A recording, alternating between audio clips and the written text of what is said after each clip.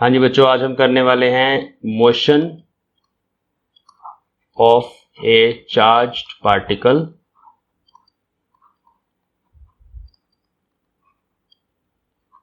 Moving at some angle to the direction of magnetic field.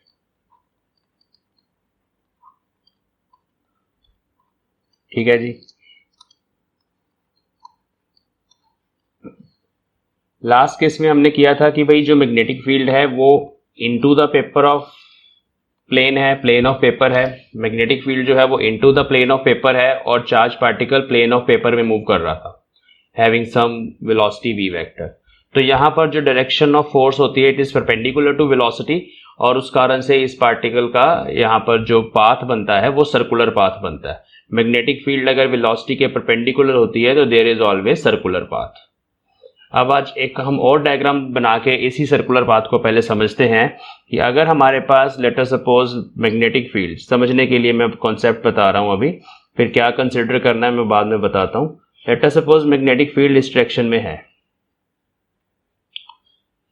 Magnetic field जो है वो इस डायरेक्शन में है, यहां पर ऐसे along x axis, this is your b vector, और जो चार्ज पार्टिकल है वो अभी परपेंडिकुलर डायरेक्शन में ही जा रहा है, मतलब उसकी जो वेलोसिटी है ये अप डायरेक्शन में है, and this is positive charge particle Q। अब जब ये चार्ज पार्टिकल मैग्नेटिक फील्ड में होगा तो बच्चों V क्रॉस B करके देखेंगे तो आपका जो थंब है that will B inward. Right hand thumb rule use करना है, राइट हैंड की जो फिंगर्स हैं उनको वेलोसिटी वेक्टर की तरफ अलाइन करना है और मैग्नेटिक फील्ड की तरफ घुमाना है। इस तरफ अलाइन करना है ऐसे, और इस तरफ आपने राइट हैंड की फिंगर्स को घुमाना है। तो ऐसे घूमेंगी आपकी फिंगर्स, तो जो थंब है दैट विल पॉइंट इनवर्ड, मतलब इस पार्टिकल पे इनवर्ड फोर्स लगेगी, मतलब ये ऊपर जाने की बजाय अंदर की तरफ घूमेगा। और जब ये इनवर्ड जा रहा होगा you can check then force will be downward. तो यहां पर एक्चुअली सर्कुलर पाथ बनेगा चार्ज पार्टिकल का। इस केस में भी सर्कुलर पाथ ही बनेगा because velocity and magnetic field are perpendicular, और वो सर्कुलर पाथ इस प्लेन में बनेगा। जिस प्लेन में चार्ज पार्टिकल है वहीं पे ये घूमेगा। This plane is actually perpendicular to the plane of sheet, to the plane of sheet या प्लेन ऑफ स्क्रीन, इसके परपेंडिकुलर है जिस प्लेन में ये चार्ज पार्टिकल घूम रहा है। क्योंकि इस पर्टिकुलर पॉइंट पर इसको इनवर्ड फोर्स लगी है तो ये सीधा जाने की बजाय अंदर की तरफ घूम गया, और अंदर की तरफ घूम के फिर ये वापस जैसे आया तो ये यहां पर इसका पाथ बनेगा, सर्कुलर पाथ। अब इसी में हम मॉडिफिकेशन करने वाले हैं। जो नेक्स्ट हमारा टॉपिक है उसमें वेलोसिटी वेक्टर मैग्नेटिक फील्ड के परपेंडिकुलर ना होके किसी एंगल पे है। मैं डायग्राम दोबारा बनाऊंगा बट मैं आपको बता दूं, वेलोसिटी वेक्टर मैग्नेटिक फील्ड के साथ कुछ एंगल थीटा बना रहा है। तो इस केस में इसका पाथ कैसा होगा वो हम स्टडी करने वाले हैं। तो ठीक है, यहां लिख लेते हैं let v vector is at angle theta with magnetic field, ठीक है, and Q is charge on the particle। तो ये हमारी सिचुएशन है। अब इस केस में हम कैसे सॉल्व करेंगे, हम इस V वेक्टर को रिजॉल्व करेंगे। रिजॉल्विंग वेलोसिटी वेक्टर कौन सी डायरेक्शन में रिजॉल्व करेंगे, दो डायरेक्शन में रिजॉल्व करेंगे। एक हम लेंगे अलोंग द मैग्नेटिक फील्ड और दूसरी डायरेक्शन हम लेंगे परपेंडिकुलर टू मैग्नेटिक फील्ड। तो दो डायरेक्शंस में हम इस V वेक्टर को रिजॉल्व करेंगे, और रिजॉल्व करने के बाद हम दो मोशन स्टडी करेंगे। Along the magnetic field we will say horizontal motion, horizontal direction के लिए, ठीक है, this is horizontal x axis, तो वो हॉरिजॉन्टल डायरेक्शन का मोशन होगा। और perpendicular to the magnetic field means upward, that is vertical direction. तो हम दो अलग अलग इक्वेशंस लिखेंगे, दो अलग अलग फोर्सेस को कैलकुलेट करने की कोशिश करेंगे। एक हम हॉरिजॉन्टल डायरेक्शन की फोर्स अलग से निकालेंगे और वर्टिकल की अलग से, फिर हम वेक्टोरियली उनको ऐड करके नेट फोर्स देख सकते हैं, और उसी के साथ साथ हम देख सकते हैं कि उसका जो पाथ है वो कैसा बनेगा। तो यहाँ पे कंटिन्यू करते हैं। जो हमारी सिचुएशन है उसमें this is the direction of magnetic field along horizontal direction, this is b vector. थोड़ी और लंबी लेते हैं मैग्नेटिक फील्ड लाइंस, चलो जी। or let us suppose here is origin and this is your y axis and this is x axis, और जो charge particle है वो यहाँ पर है अभी इस टाइम पर q, और इसका वेलोसिटी वेक्टर ये है। इसके वेलोसिटी वेक्टर में और मैग्नेटिक फील्ड की डायरेक्शन में एंगल थीटा। तो इसके दो कंपोनेंट्स हो जाएंगे, एक कंपोनेंट इधर आ जाएगा which is v cos theta along the magnetic field, ये दूसरा कंपोनेंट आ जाएगा v sin theta which is perpendicular to magnetic field. तो we will find two forces, one is along x axis, another is along y axis। तो पहले हम horizontal direction की बात करते हैं। तो टेकिंग हॉरिजॉन्टल डायरेक्शन मोशन, ठीक है, हॉरिजॉन्टल डायरेक्शन वाला मोशन हम पहले स्टडी करने वाले हैं। तो इस केस में अगर हम मैग्नेटिक फोर्स को कैलकुलेट करना चाहते हैं Fx, then formula is Q V cross B। अब यहां पर हम वही चीजें पुट करेंगे, Q V वेक्टर। अब हॉरिजॉन्टल डायरेक्शन में जो V वेक्टर है that is V cos theta I cap, तो उसको पुट करेंगे V cos theta I cap cross जो मैग्नेटिक फील्ड है हॉरिजॉन्टल डायरेक्शन में वो x एक्सिस की तरफ ही है, तो that is also B I cap. तो ये Q V cos theta B into I cross I। Now what is I cross I? It is zero, क्योंकि जब आप एक वेक्टर का क्रॉस प्रोडक्ट उसी के साथ करते हो A क्रॉस A, उसका मतलब होता है A into sine of angle between them, that is 0 degree. तो साइन 0 इज 0, तो similarly I cross I is 0। तो this force is 0, means there is no force is acting on the charge particle along horizontal direction। तो इधर कोई force नहीं है, ठीक है। therefore the horizontal motion is uniform motion। horizontal motion is uniform motion. Uniform motion वो होता है जिसमें वेलोसिटी कांस्टेंट रहे। वेलोसिटी कांस्टेंट तब रहती है जब वहां पर फोर्स ना लगे, एक्सेलरेशन ना हो। तो horizontal motion is uniform motion, ठीक है, as v cos theta I cap is constant, ये हमेशा कांस्टेंट रहेगा, ठीक है। और इस स्पीड के साथ चार्ज पार्टिकल थोड़ा थोड़ा हॉरिजॉन्टल डायरेक्शन में भी मूव करता चला जाएगा। अब हम वर्टिकल की बात करते हैं। Okay, now for vertical direction motion, vertical direction में भी हम वैसे ही फोर्स कैलकुलेट करेंगे, उसको Fy लिख लेते हैं। तो Fy is again Q V cross B, this is the basic formula. इसमें Q एज इट इज रहेगा, लेकिन V वेक्टर की जगह अभी हमारे पास आएगा V sin theta J cap cross B I cap. तो मैग्नेटिक फील्ड x के अलॉन्ग है इसलिए B I कैप। तो यहाँ पर भी Q V B sin theta ये सब आ गया, और J क्रॉस I। अब जो J क्रॉस I है it is in opposite order, है ना। I cross J is K, J cross I is minus K, तो यहाँ माइनस K डायरेक्शन आएगी। मीन्स इस चार्ज पार्टिकल पर इस पर्टिकुलर पोजीशन पर जो फोर्स लगेगी वो लगेगी इनवर्ड डायरेक्शन में, ठीक है। तो इनवर्ड डायरेक्शन मतलब इनसाइड द स्क्रीन। इस तरफ हमारा z एक्सिस है और जो माइनस z एक्सिस है that is inside the screen. तो ये चार्ज पार्टिकल सीधा भी जाएगा, थोड़ा सा अंदर की तरफ इंक्लाइंड होगा, ठीक है। तो दिस फोर्स इज Fy। तो this force is in the inward direction, ठीक है, इनवर्ड डायरेक्शन। और ध्यान से देखें इस फोर्स को, तो ये देखिए ये माइनस K कैप है और वेलोसिटी J कैप है। तो this force is again perpendicular to V sin theta and is perpendicular to V sin theta. ये जो वेलोसिटी है V sin थीटा उसके परपेंडिकुलर है। मींस इस वेलोसिटी के परपेंडिकुलर अगर ये फोर्स है तो इस वेलोसिटी के कॉरेस्पॉन्डिंग ये सेंट्रीपिटल फोर्स प्रोवाइड करेगी। उस सेंट्रीपिटल फोर्स के कारण ये charge particle circular path trace करेगा। मींस वर्टिकल डायरेक्शन में सर्कुलर ट्रेस करेगा, लेकिन थोड़ा सा वेलोसिटी का कंपोनेंट इस डायरेक्शन में भी है। तो जो दोनों से रिजल्टेंट वेलोसिटी मिलेगी वो रिजल्टेंट वेलोसिटी के कारण इसका जो पाथ है, जो पहले एक सिंगल प्लेन में ऐसे सर्कुलर घूम रहा था क्योंकि इस तरफ कोई वेलोसिटी नहीं थी, अब इस सिंगल प्लेन में नहीं घूमेगा, इस प्लेन में घूमना स्टार्ट करेगा, बट एक हॉरिजॉन्टल वेलोसिटी भी है जो उस वेलोसिटी को, नेट मोशन को मॉडिफाई करेगी, और मॉडिफाई करके जो नेट मोशन बनेगा उसकी जो शक्ल है, उसकी जो ट्रेजेक्ट्री है वो कुछ इस तरह की बनेगी, लाइक दिस। सर्कल ही है, लेकिन ये सर्कल स्प्रिंग के जैसे आप स्प्रिंग खोल देते हो वैसे ही ये सर्कल जो है वो खुल गया है और स्प्रिंग बन गया।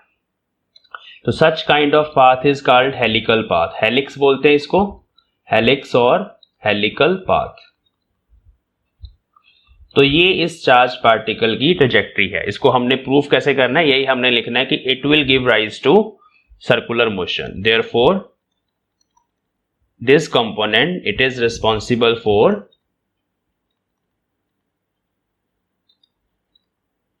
Circular motion.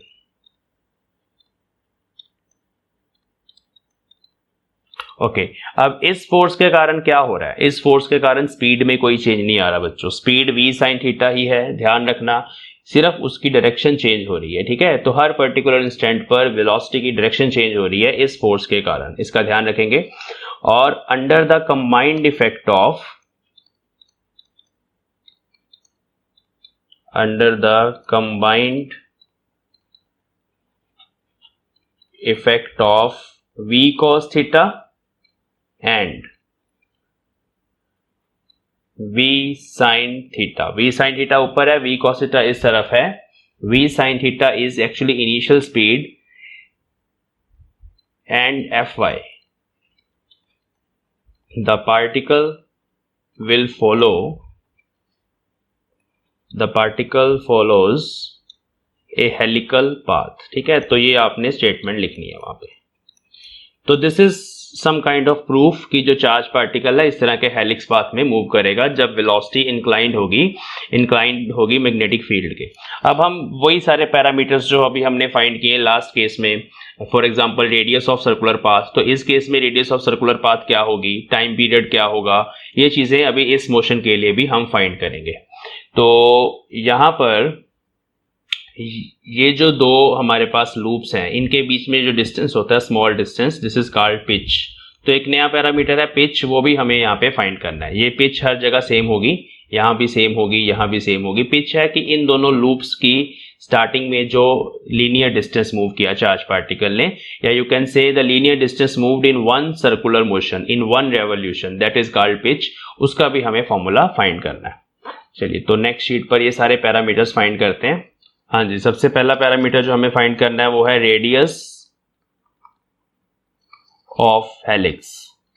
हेलिक्स की रेडियस क्या होती है, ये हमारे पास पाथ है इस केस में चार्ज पार्टिकल का, like a spring.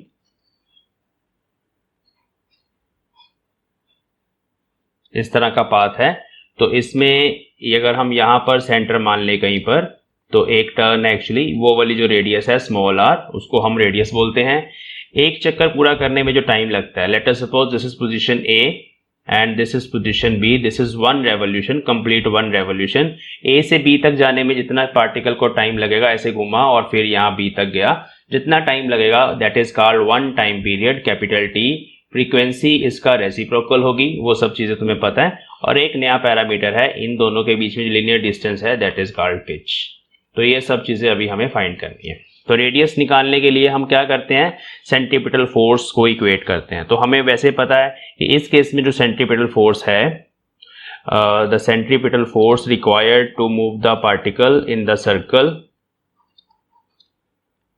Is equal to mv²/r। लेकिन अभी v जो है दैट इज v का y कंपोनेंट, क्योंकि जो x कंपोनेंट है वेलोसिटी का which is v cos theta, x component is v cos theta, वो रिस्पॉन्सिबल नहीं है।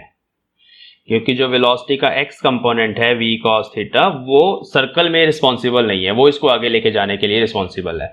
और जो y कंपोनेंट है which is v sin theta, वो रिस्पॉन्सिबल है to rotate the particle in the circular path. तो ये हमारे पास आ गया, और इसको हमने इक्वेट करना है मैग्नेटिक फोर्स के। तो जो मैग्नेटिक फोर्स है वो क्या है, मैग्नेटिक फोर्स का फॉर्मूला इस वेलोसिटी के लिए हमारे पास रहेगा QVYB, ठीक है। क्योंकि वहां पर भी जो मैग्नेटिक फोर्स लग रही है वो इसी के बराबर है, QVB sin theta. sin theta हमने ऑलरेडी सॉल्व कर लिया, VYB। तो इन दोनों को इक्वेट करेंगे, mvy² by r is equal to q v y b. तो y कंपोनेंट से कैंसिल होगा, रेडियस निकालनी है, तो फॉर्मूला आ गया m v y by q b. अब ये जो y कंपोनेंट है उसको इन टर्म्स ऑफ थीटा लिखेंगे, m v sine theta by q b. तो फॉर्मूला थोड़ा सा चेंज हो गया। हेलिक्स वाले पाथ में जब वेलोसिटी किसी एंगल थीटा पर होगी तो ऑब्वियसली जो रेडियस बनेगी वो m v sine theta by q b बनेगी। तो ये हमारे पास एक रिलेशन आ गई रेडियस की, very important relation number 1। Second relation है टाइम पीरियड की। टाइम पीरियड का भी आपको पता है कि वो हमने ऐसे निकालना है 2 pi r by B, distance divide by speed. लेकिन जो v है वो y कंपोनेंट ही रहेगा क्योंकि यही है सर्कुलर मोशन के लिए रिस्पॉन्सिबल।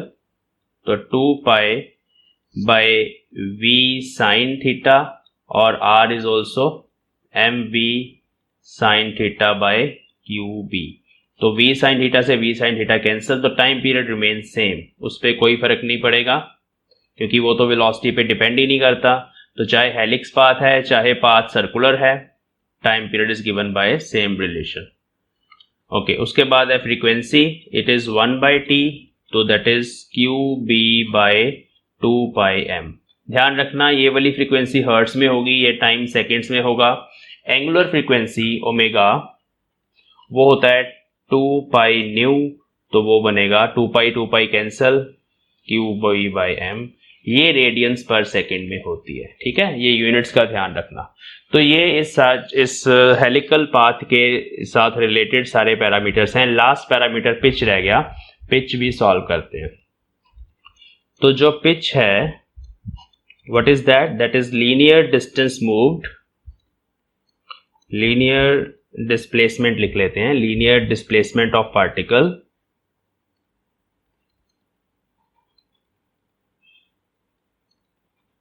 इन 1 रेवोल्यूशन।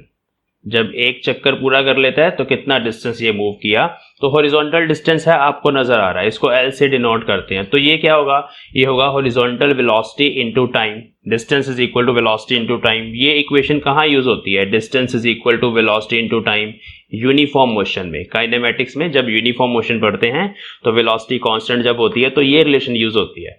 अगर वेलोसिटी वेरी करे, यूनिफॉर्मली एक्सेलरेट हो ऑब्जेक्ट, तब s के लिए फॉर्मूला दूसरा होता है, तब होता है ut plus half at square. तो कौन सा कहाँ लगता है ये पता होना चाहिए, है ना। अभी यहाँ ये वाला नहीं लगेगा क्योंकि यहाँ पर एक्सेलरेट तो है नहीं मोशन हॉरिजॉन्टल डायरेक्शन के लिए। हॉरिजॉन्टल डायरेक्शन के लिए मोशन जो है वो यूनिफॉर्म है, तो मैंने s is equal to vt लगा दिया। तो अभी vx की वैल्यू है v cos थीटा और टाइम पीरियड ये फॉर्मूला पुट कर दो यहाँ पे, टाइम पीरियड इसमें हम ये फॉर्मूला पुट कर देंगे, ठीक है। तो ये जो फॉर्मूला है ये हमें लीनियर डिस्टेंस देगा, इसमें हमें 2 पाई तो चलो पता होता है, एम बी कॉस थीटा आ गया और साथ में क्यू बी आ गया, तो ये हमें लीनियर डिस्टेंस या पिच जिसको हम पिच बोलते हैं वो देगा। तो दिस इज पिच। ये ना स्क्रू गोज में भी सेम ही पैरामीटर यूज करते हैं, पिच होता ही यही है कि कोई पार्टिकल अगर रोटेट कर रहा है तो घूमते घूमते कितना लीनियर डिस्टेंस मूव करता है। उसमें स्क्रू गोज में जो सर्कुलर स्केल होता था वो एक कंप्लीट रोटेशन पे जितना लीनियर डिस्टेंस मूव करता था उसको पिच बोलते थे। तो ये वही पिच, सेम वहीं से ये कॉन्सेप्ट आया, तो ये पिच इसको बोलते हैं, ठीक है। चलिए, तो ये हमारे पास बात होगी कि अगर चार्ज पार्टिकल को हम इंक्लाइंड फेंकेंगे, inclined to the magnetic field, तो उसका पाथ हेलिक्स जैसा बनेगा और ये कुछ पैरामीटर्स हमने कैलकुलेट किए। नेक्स्ट हम कंसिडर करने वाले हैं कि अगर चार्ज पार्टिकल को एक इलेक्ट्रोमैग्नेटिक फील्ड में हम छोड़ें, इलेक्ट्रोमैग्नेटिक फील्ड होती है जहां पे दोनों लगी हो, इलेक्ट्रिक फील्ड भी और मैग्नेटिक फील्ड भी, उस रीजन में फेंके तो कैसे लगेगी फोर्स। तो let us write the relation for that force. तो that force has a special name which is called Lorentz force. Lorentz force, ये जो लोरेंट्ज फोर्स है ये एक्चुअली चार्ज पार्टिकल के ऊपर फोर्स लगती है इन द इलेक्ट्रोमैग्नेटिक फील्ड, ठीक है। तो it is force on a moving charge particle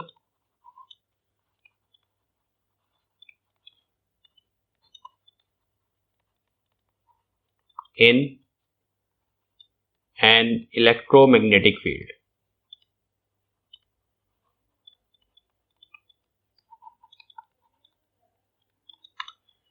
मतलब कि कोई रीजन ऑफ स्पेस है, वहां पर इलेक्ट्रिक फील्ड ये है, मान लो यूनिफॉर्म फील्ड लगी हुई है like this is electric field, और मैग्नेटिक फील्ड भी है सेम रीजन ऑफ स्पेस में, उसको हम क्रॉसेस से रिप्रेजेंट कर लेते हैं like this. It is perpendicular मैंने मान लिया, यहाँ पे जरूरी नहीं है परपेंडिकुलर ही हो, कैसी भी हो सकती है, लेकिन मैंने जस्ट समझाने के लिए मान लिया कि मैग्नेटिक फील्ड परपेंडिकुलर है इलेक्ट्रिक फील्ड के। तो अभी अगर चार्ज पार्टिकल इस पर्टिकुलर फील्ड में आप स्टेशनरी रख दो, ऐसे क्यू पार्टिकल आपने सिंपली रख दिया, अभी ये मूव नहीं कर रहा, तो क्या होगा, मैग्नेटिक फील्ड कुछ नहीं कर पाएगी। मैग्नेटिक फील्ड के कारण जो फोर्स होती है वो वेलोसिटी पे डिपेंड करती है, वो फोर्स होती है magnetic force q v cross p. और मैंने बोला कि हमने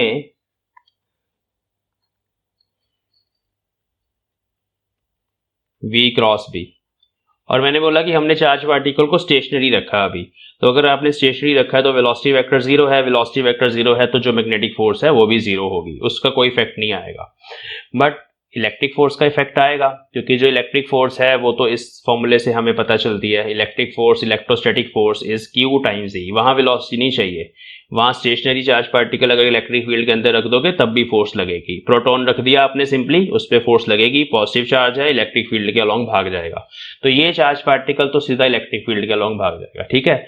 लेकिन अगर ये खुद भी मूव कर रहा होता, मूविंग होता, मतलब इसकी कुछ वेलोसिटी होती like this v vector incline to magnetic field, और उसके साथ साथ वहां पर इलेक्ट्रिक फील्ड भी है, तब ये दोनों फोर्सेस रिस्पॉन्सिबल होती, ये अपने हिसाब से कैलकुलेट होती depending upon angle and all the things, और ये अपने हिसाब से, और नेट फोर्स जो होती दैट इज कॉल्ड EM लिख देते हैं, वैसे आप सिंपली F लिख सकते हैं, that is q e vector plus q v cross B.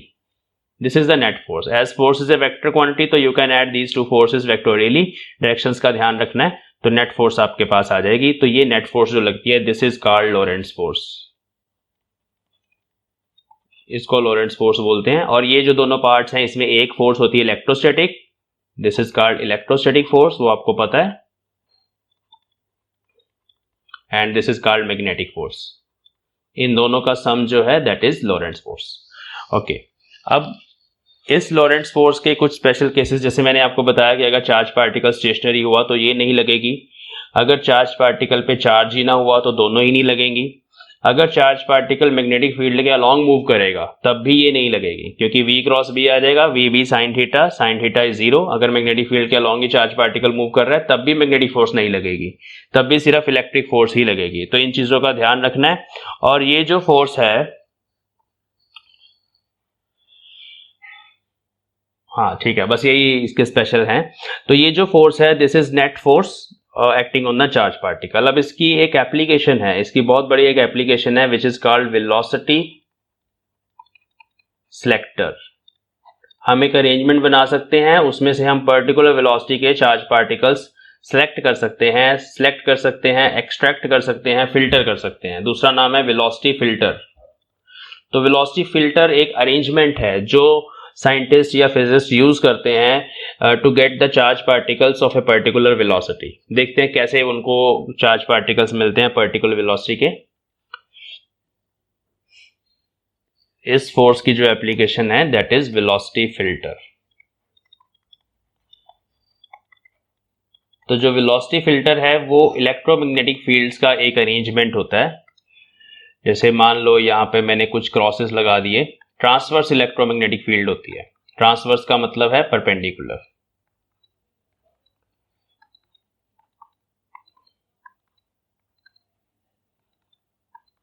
Like this, ठीक है। और ये मान लेते हैं कि हमारे पास यहां पर ऐसे एक टारगेट पड़ा हुआ है, दिस इज ए टारगेट, जिस टारगेट पर हम पर्टिकुलर वेलोसिटी के पार्टिकल्स जो हैं वो स्ट्राइक करवाना चाहते हैं। प्रोटॉन्स हो सकते हैं, प्रोटॉन्स इस टारगेट पे हमने स्ट्राइक करवाने हैं, ठीक है। और इसके बिल्कुल सामने यहां पर सोर्स ऑफ पार्टिकल्स होता है, तो ये सोर्स है, सोर्स ऑफ चार्ज पार्टिकल्स। वो सोर्स कोई रेडियो एक्टिव सोर्स हो सकता है जिसमें से चार्ज पार्टिकल, प्रोटॉन्स या अल्फा पार्टिकल्स निकल रहे हैं for example.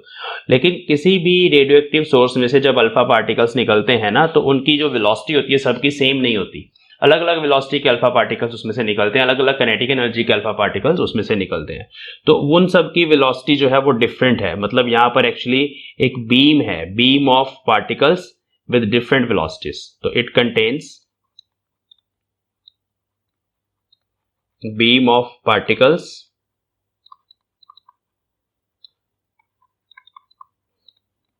with different velocities। सबकी velocities अलग अलग है, कुछ particular velocity के कुछ particles हैं, फिर कुछ और velocity के कुछ और particles हैं, नंबर डिफरेंट वेरी करते हैं।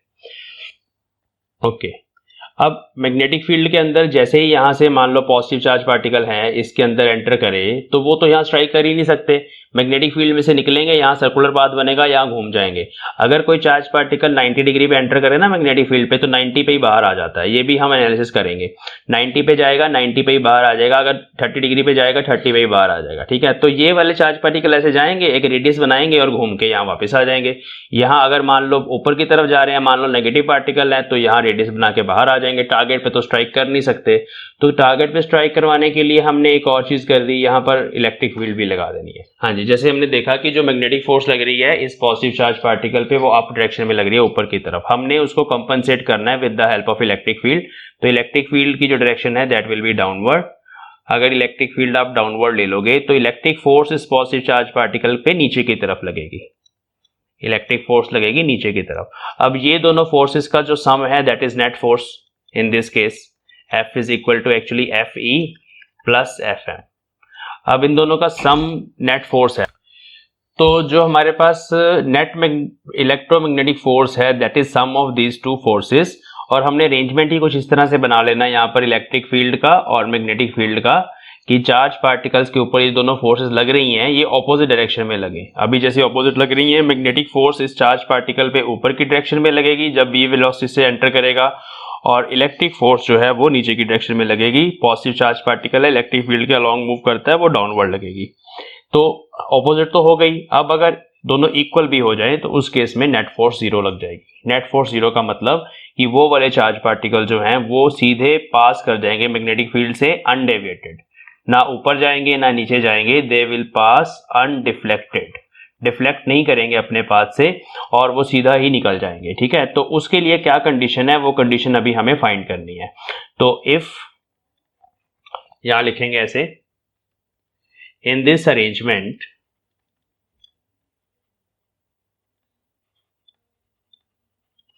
E vector and B vector are chosen in such a way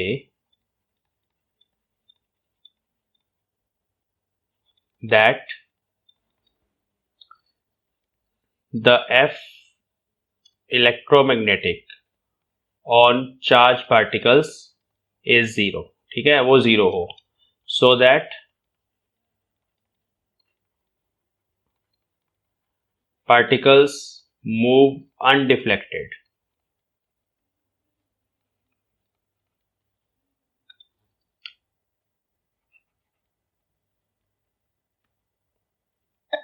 undeflected and strike the target। और they have a particular velocity, ये भी इंपॉर्टेंट है, उनकी एक वेलोसिटी होगी पर्टिकुलर, वो कितनी होगी लेट अस फाइंड।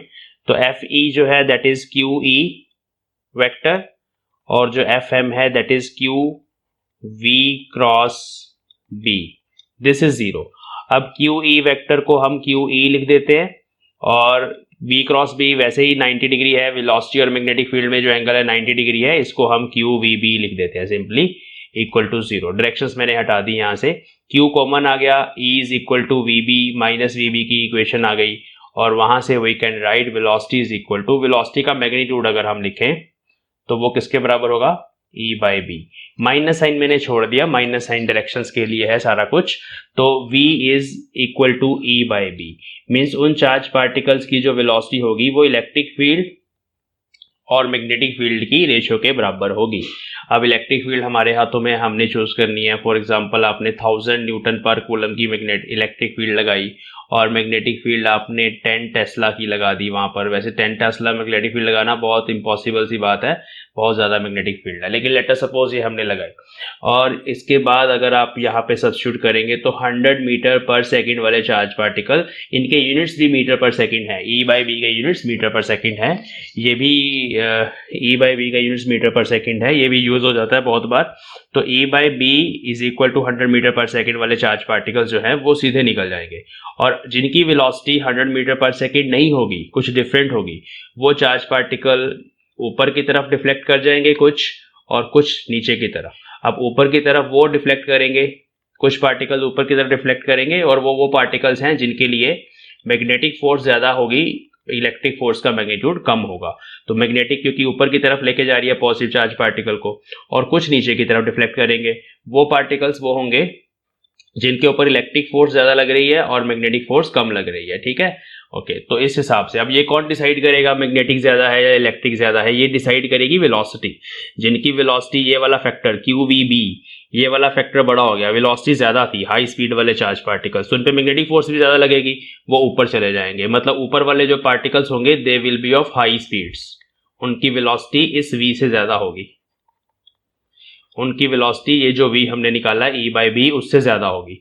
और जिनके लिए ये वेलोसिटी कम होगी फिर मैग्नेटिक फोर्स छोटी हो जाएगी, और इलेक्ट्रिक फोर्स तो डिपेंड नहीं करती वेलोसिटी पे, वो तो जस्ट चार्ज पे और इलेक्ट्रिक फील्ड पे डिपेंड करती है, तो वो पे पार्टिकल नीचे आ जाएंगे। तो ये वेलोसिटी लेस देन, इनकी वेलोसिटी जो है that will be less than E by B,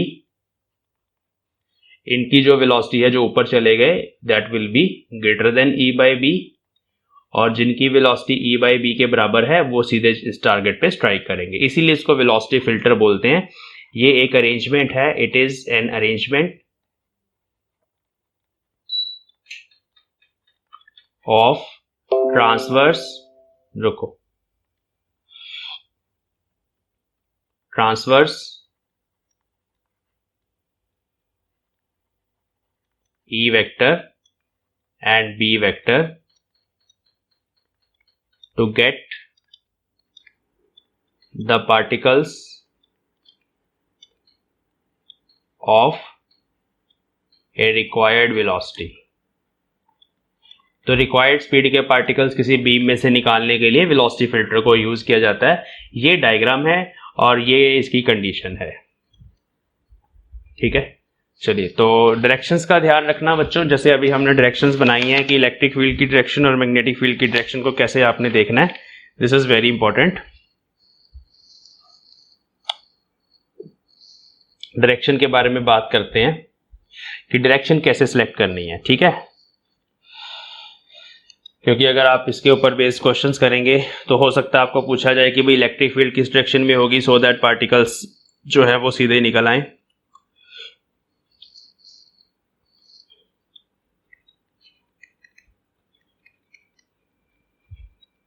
direction of E vector and B vector, how to choose. ठीक है, ध्यान से देखना।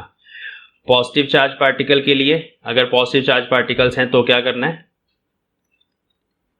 देखिए हमने लिखा QE plus QV cross B should be equal to 0।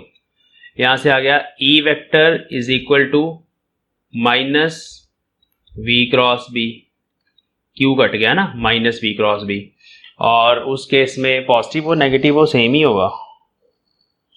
हाँ सेम ही होगा, रुको ये डिलीट कर देते हैं यहां से। चलो, तो ये नेट फोर्स 0 होनी चाहिए चार्ज पार्टिकल्स पे, ये कंडीशन आ गई, मतलब E vector should be equal to B cross V। तो इस पर्टिकुलर रिलेशन से आप इलेक्ट्रिक फील्ड की डायरेक्शन निकाल सकते हैं अगर आपको मैग्नेटिक फील्ड और वेलोसिटी की डायरेक्शन पता है। सेम डायग्राम बना के दोबारा देखते हैं, ये क्रॉस लगा देते हैं। ठीक है, हमारे पास क्रॉस ही थी ना मैग्नेटिक फील्ड, ऐसी है मैग्नेटिक फील्ड, वो आपने पहले लगा दी, और फिर आपको पता है कि ये हमारे पास चार्ज पार्टिकल है Q, उसकी वेलोसिटी इस तरफ है। ठीक है, तो अब इलेक्ट्रिक फील्ड किधर आएगी, B क्रॉस V की डायरेक्शन के अलॉन्ग। B क्रॉस V मतलब B है इनवर्ड, वेलोसिटी है इस तरफ, अंदर की तरफ रखो अपनी फिंगर्स और वेलोसिटी की तरफ घुमाओ। ठीक है, राइट हैंड की फिंगर्स को स्क्रीन के अंदर की तरफ अलाइन करो और V की तरफ घुमाओ, अंदर से घूम के ऐसे राइट साइड पे जानी चाहिए आपकी फिंगर्स। तो आप देख लेना कि जो थंब आ रहा है वो डाउनवर्ड आ रहा है, तो इसीलिए इलेक्ट्रिक फील्ड की डायरेक्शन डाउनवर्ड बनेगी इस अरेंजमेंट के लिए, चाहे पार्टिकल पॉजिटिव हो चाहे नेगेटिव हो, उस पर डिपेंड नहीं करता, क्योंकि क्यू तो यहाँ पे कैंसिल ही हो गया ना। तो ये फॉर्मूला आपको इलेक्ट्रिक फील्ड की डायरेक्शन देगा, इसका ध्यान रखना। इसी से अगर इलेक्ट्रिक फील्ड की डायरेक्शन दी गई हो, मैग्नेटिक की भी निकाली जा सकती है, ठीक है।